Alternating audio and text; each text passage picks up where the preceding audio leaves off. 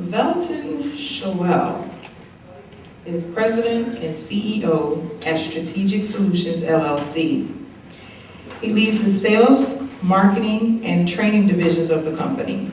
He spent over 25 years in the hospitality industry, leading award-winning sales operations for Global, Hyatt, Intercontinental Hotels and Resorts, Starwood Hotels and Resorts. He is a graduate of Rutgers University, and he holds a BA in economics with a minor in personal and human resource management.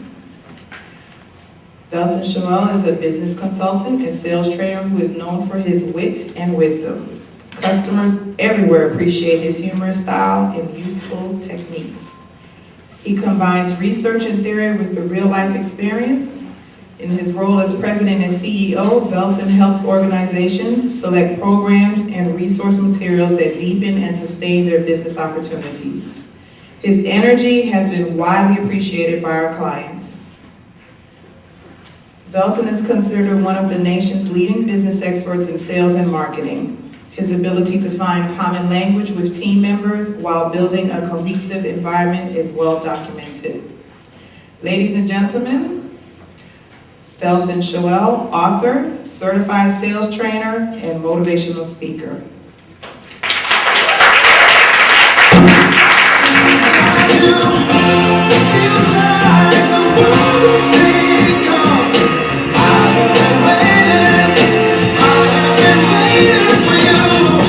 Okay, the song says, I have been waiting for you. You've been waiting for me. But it's not about me, it's all about you. And you and your dreams. Each and every one of you showed up here today because you have a dream. You have a vision which is unique to you. It's made up of everything inside of you that you've kept for years and years and years. How many entrepreneurs do we have in the room? Wow, that's fantastic. How many people who want to be entrepreneurs that aren't there yet? Steve Jobs said, you have a limited amount of time. Don't spend it living someone else's life. I've changed that phrase to say, you have a limited amount of time. Don't spend it living someone else's dream. I spent 25 years in corporate America. And I was doing pretty good. I was the director of sales and marketing for major hotel chains, as you heard. I've lived all over the country. I did very well monetarily, but I was empty inside. There was something missing. I had visions that I just never had the opportunity to fulfill. How many of you have visions? Dreams. That burning desire. And I looked at something and it said the other day, out of the 188,000 new jobs created in June, 45% of them were entrepreneurial companies that had less than 50 employees. My company has 1 employee. Me. Amen. I'm not proud of it.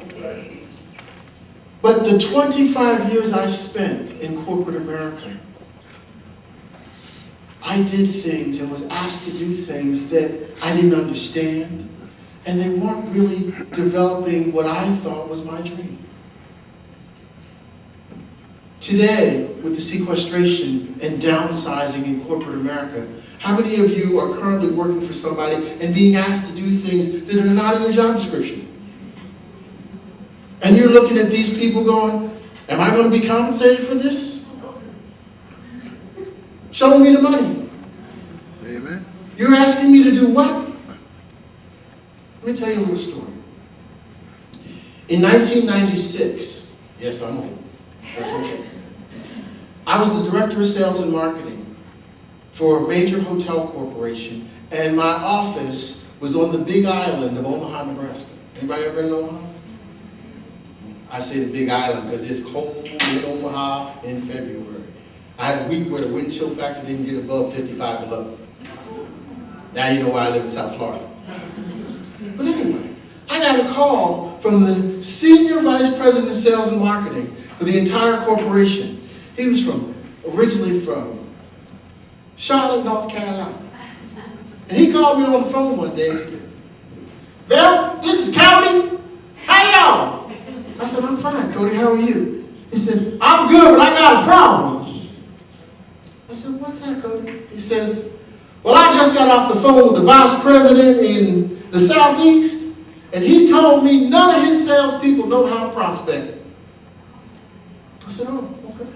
He said, "I need you to put together a workshop, and I need you to fly to Atlanta, and I need you to do a workshop for these salespeople, and then come back and tell me how it went."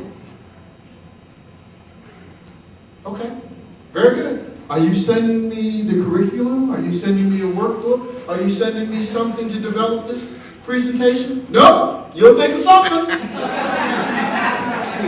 By the way, my other line's ringing, gotta go, bye. All of a sudden, here I am in a world that otherwise I would have never been in. I'm sitting here in my office going, "No, he didn't. Are you serious? He just called me up and dropped this in my lap? Now I have 30 of my own salespeople that I'm working with. I've got an inbox that's running over. I got calls to return. And now I have to take my time and write a workshop and fly to somebody else's area and present this to them." And he didn't say anything about any extra money. He didn't say anything about an extra couple days off or nothing. All of a sudden, here I am doing something for someone else. A defining moment.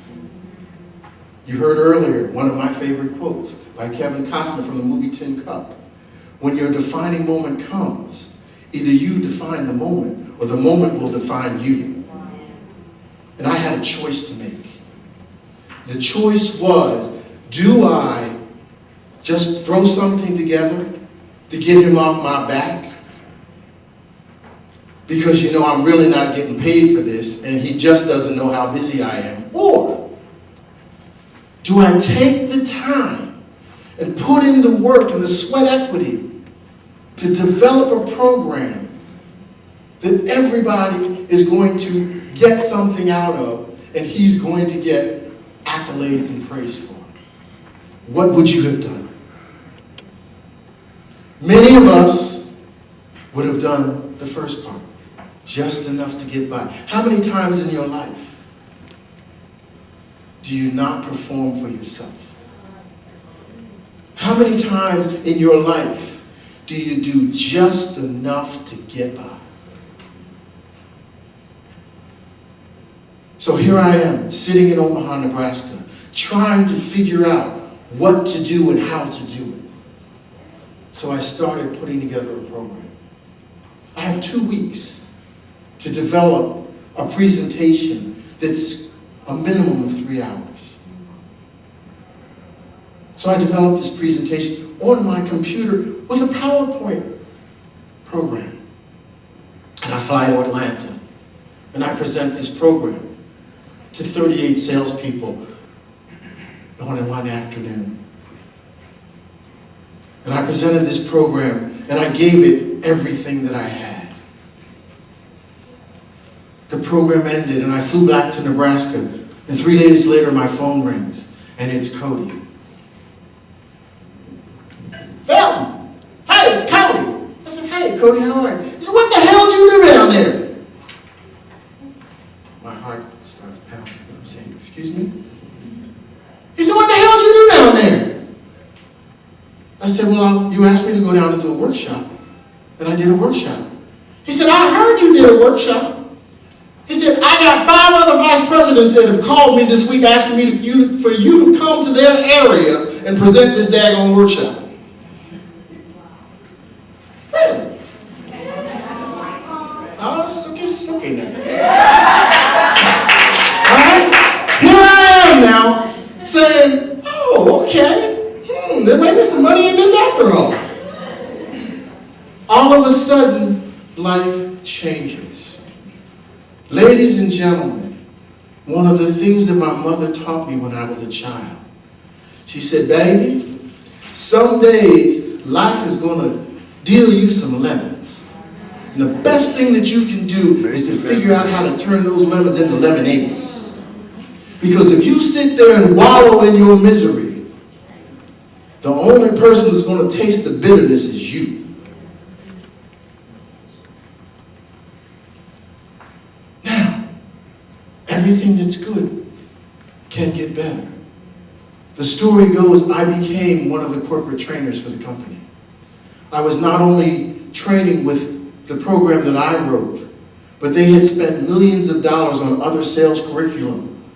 Didn't pay me a daggone dime. I'm still upset about that, but that doesn't matter. Nobody cares but me. I'm certified now to present some of the programs that they have paid money for. And I'm not only doing my job, but I'm flying around the country presenting these programs. What's missing? It's bad. Show me the money. Because I'm not getting anything else other than what I've already gotten for doing this extra work. But every good thing, sometimes life makes a turn. A couple of months later, Cody left the company, and I got a new boss. And my new boss didn't understand why I was taking so much of my time out of my office, flying all over the country, doing this stuff that wasn't what he had designed for me to do, and it wasn't in my job description. And why? So I went from superstar, flying high, doing the backstroke at the resorts when I finished my presentations, to sit your butt down in Omaha and do what I asked you to do. And after the fourth winter of wind chill factors below 55 below, I made a decision. Next spring, I'm out of here. And I had the opportunity to move to South Florida. But it meant leaving the company. It meant stepping out of my comfort zone.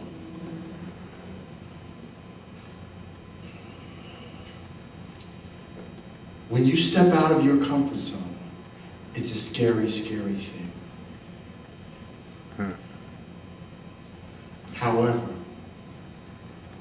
it's good to be uncomfortable a little bit every day, because most good things are outside of your comfort zone.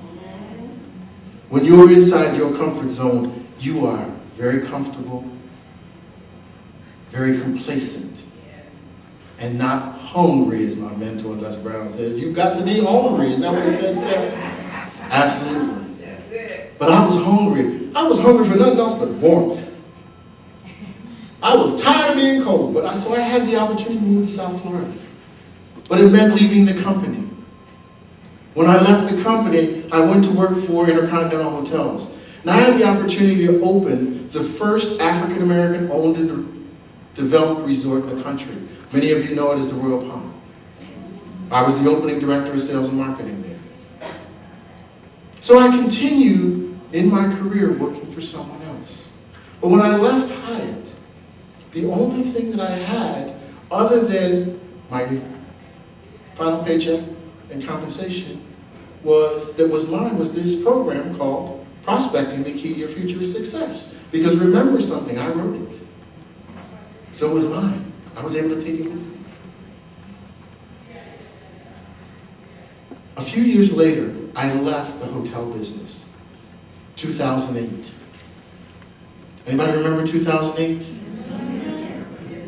2008 was probably one of the worst years in the history of this country economically. At the time, I was flying high. I was the director of sales at the Doral Golf Resort and Spa. I had 5 golf courses I could choose to play any day of the week. I had a spa, and I had 75% discount at the spa for any treatment I wanted. Okay? Life was good. But then the bottom fell out. I was called into my boss's office, And he said, we need to talk. I said, what's that? He said, well, we got to go meet with the GM. We got an issue we got to talk about. I said, okay, let's go. We walk up to the GM's office. The GM is there, and he closes the door. He said, we've got some tough decisions that we have to make in the next couple of days. I said, okay. He said, the owners just come to us and demanded that we cut $175,000 out of the marketing budget for next year. I said, oh, okay. He said, you know, we went without your position for 9 months before we hired you.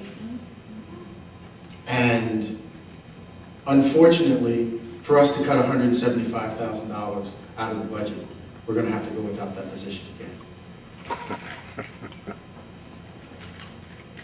I said, what you talking about, Willis? He said, well, we've got a 2-month severance package for you. 2 months! 2 months! Okay? And we will have a service that we utilize that will help you find other employment.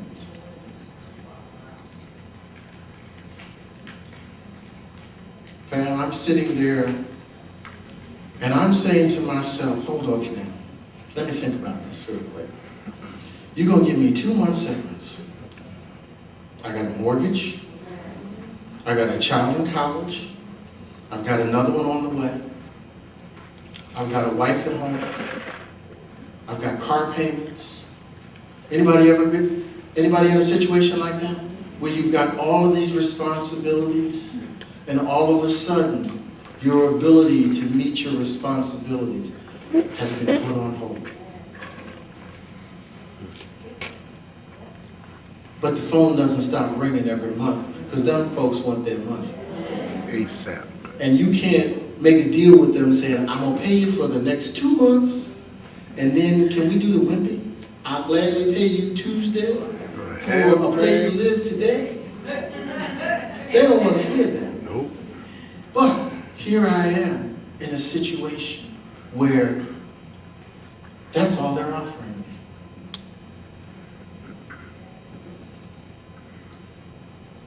What do?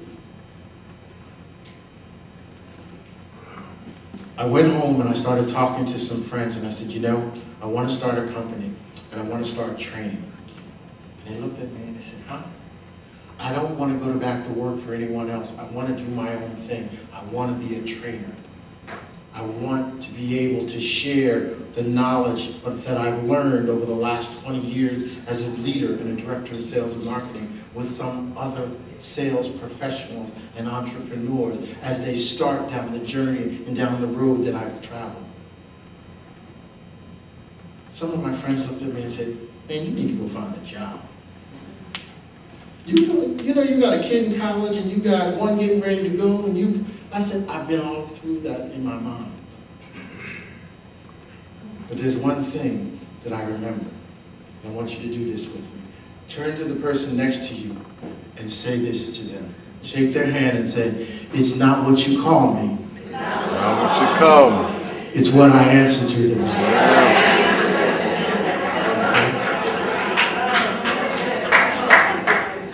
In my mind and in my heart, Baby Boy had been born to be a trainer. I already had my first product, which was written in 1996, which came out of something that I was asked to do, that otherwise, if I had done it half-heartedly, if I had done it the way a lot of people do things in their lives as they're being put in situations that are uncomfortable for them, if I had done just enough to get by. One of the things that I love is a saying, 1 degree. 1 degree. Somebody said 1 degree of separation, but it's deeper than that. 219 degrees versus 220 degrees. At 219 degrees, water's hot, but but at 220 degrees, water starts to boil. So the question that I ask you is, are you willing to do 1 degree more than the norm to boil? Are you on fire for your life and your job? Your job is not what people ask you to do, but it's the dream that's inside of you. It's what you want out of life. Irma Bobek said, at the end of her life, when she stood in front of God, she wanted to be able to say that I have used all of the talent that you have given me. She wanted to die empty. My mentor, Les Brown, has a speech that he gives that says, live full, die empty. Which means give everything that you have to your dream. Give everything that you have to your existence. And when it's your time to close your eyes and go to heaven, die empty. So here I am in a situation where I have one product. Now I'm on the phone. And I'm so happy to see all of you here today, because what I used to start my business was the network that I had established over the 20 years that I had worked for someone else. Now I'm calling these people that are in decision-making positions saying, hey, remember me? I wrote a workshop, and it's been bona fide, justified, and ratified by high hotels. Because I've flown all over the country training their salespeople. But guess what, Charlie? I can now use it for you, because they don't own it anymore. It now belongs to Strategic Solutions, LLC.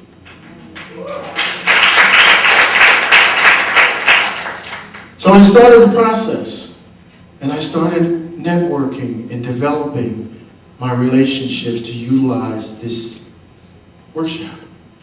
But I took it a step further. I began with my extra time to write a book. This workshop that I wrote in 2 weeks, I am now writing a book, and the title of the book is Prospecting, the Key to Your Future Success. And in May of 2013, that book was published. So I ask you, are you willing to put in the work and sweat equity today, even though it's not what you're looking for at this moment, but it fits into your dream? My mother once told me when I was a child that anything that you learn in school or in life is instilled and ingrained in your memory forever. And what's up here, no one can ever take from you. So even though you're not immediately compensated, even though it may seem like an inconvenience or something rather than what you really want to do it to the best of your ability. And at the end of the day, you will reap the benefits for it. Amen. Today, I stand in front of you with my own company. I stand as the president and CEO, but I want you to understand something. The importance of what people like LaQuisha are doing, and people that you heard from today as the other speakers, and the coaches, and your accountability partners will help your business grow. I have an accountability partner and coach. You've heard his name. His name is Les Brown. And Les has sat me down one day, and I was sitting there and I'm saying to myself, as I'm listening to his lectures, why am I here? What do I need? I've been training now for 5 or 6 years. I don't understand why I need a coach and a mentor. And as I listened, he said one little phrase that changed my life forever. And that phrase goes like this: He said, as good as you may think you are, as talented as you may be, you cannot see the picture if you're in the frame. And I said, wow. Definitely can't see it. Come again, brother. Say that to me one more time. You cannot see the picture if you're in the frame. What does that mean to you? I'll tell you what it means to me. You need somebody who can see your blind spots. Because you can't see them. Whether it's ego, whether it's the fact that I know what I'm doing and I don't need nobody to tell me anything otherwise. Or even more, I've always done it this way and it's worked. Why are you bothering me? The question is, are you full? Have you fulfilled your dream? Is it over? Or are you ready to take it to the next level? Quantum leap is just that, taking it to the next level. Are you willing to make the commitment and investment in yourself to take it to the next level? Everybody in here have a set of keys? Grab your keys. I want you to pick up your keys.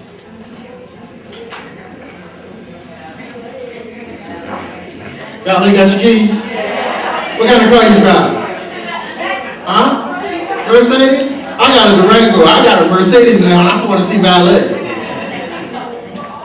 That's okay. It doesn't matter. Okay. There's one key missing. And that key is in here. Because only you can unlock the door to your dreams. Thank you.